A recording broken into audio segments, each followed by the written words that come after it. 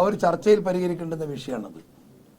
അത് പത്രസമ്മേളനം നടത്തേണ്ട വിഷയമല്ല. അത് നമ്മളൊന്ന് ഇരുന്ന് സംസാരിച്ച് ആ വിഷയത്തിനൊരു പരിഹാരം കണ്ടെത്തി ആ പരിഹാരം ഉൾക്കൊണ്ടുകൊണ്ട് പത്രസമ്മേളനം നടത്തി ആ വിവരം പൊതുജനങ്ങളെ അറിയിക്കുക എന്നതാണ് അതിന്റെ ഒരു ശാസ്ത്രീയമായ വശം. അൻവർ ഈ ഷൗക്കത്തിനെതിരെ പറഞ്ഞത് കടന്നുകൈയായി പോയോ ശരിക്കും? അതിപ്പോ അതൊക്കെ അങ്ങോട്ടും ഇങ്ങോട്ടും ഒക്കെ പറയാൻ സ്വാഭാവിക. സ്ഥാനാർത്ഥിക്കെതിരെ പറയുന്നത് അദ്ദേഹം നമ്മളെ പാർട്ടിക്കാരനല്ലല്ലോ, മറ്റൊരു പാർട്ടിയിലാണല്ലോ. അദ്ദേഹത്തിന് സ്ഥാനാർത്ഥിയെ എതിർക്കാനുള്ള സ്വാതന്ത്ര്യം അയാൾക്ക് ഉണ്ടാകും.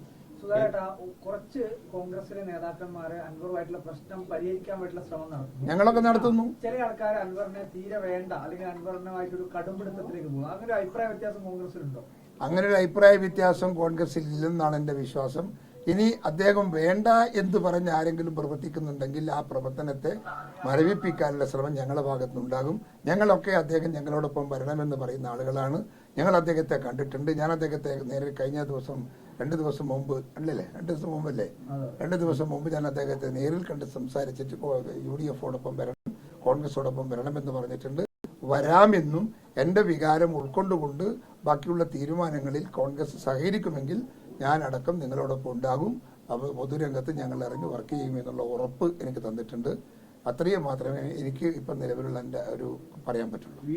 ഇതിലെ PV അൻവറിന്റെ ഒറ്റ ആവശ്യം UDF ഘടകകക്ഷിയാക്കണം, തൃണമൂലിനെ ഘടകകക്ഷിയാക്കണമെന്ന ആവശ്യമാണ്. പക്ഷെ അതിൽ പ്രതിപക്ഷ നേതാവ് ഉൾപ്പെടെ ഇതുവരെ അതിലൊരു അനുഭാവപൂർവമായ നിലപാട് സ്വീകരിച്ചില്ല. ഒടുവിൽ അല്ല, ആ പ്രശ്നം നമ്മൾ പാർട്ടി ചർച്ച ചെയ്തിട്ടില്ല.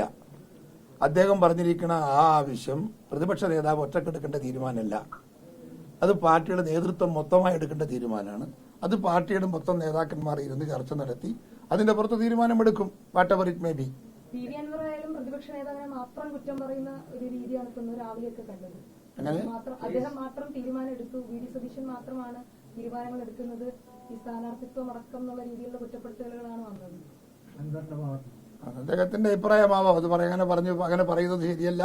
ഞാൻ അദ്ദേഹത്തെ വിളിച്ചത് ഞാൻ അദ്ദേഹത്തോട് ആവശ്യപ്പെടും അത് പറയുന്നതിൽ അത് ആവർത്തിക്കരുതെന്ന്. മാത്രമാണ് ഇനി പ്രതീക്ഷയുള്ളതെന്നാണ് പറയുന്നത്. ആര്?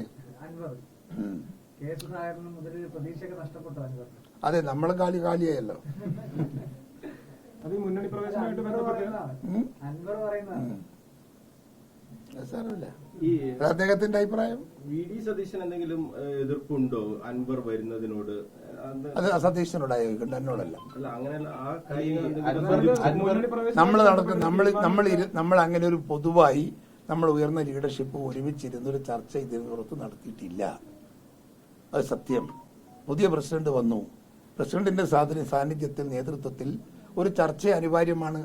അത് പെട്ടെന്ന് അവകാശം സണ്ണി ജോസഫിനെ വിളിച്ച് പറഞ്ഞിട്ടുണ്ട്. ഞങ്ങളൊക്കെ ഇരുന്നൊന്ന് സംസാരിക്കട്ടെ. ഒരു വട്ടം പോലും സംസാരിച്ചില്ല.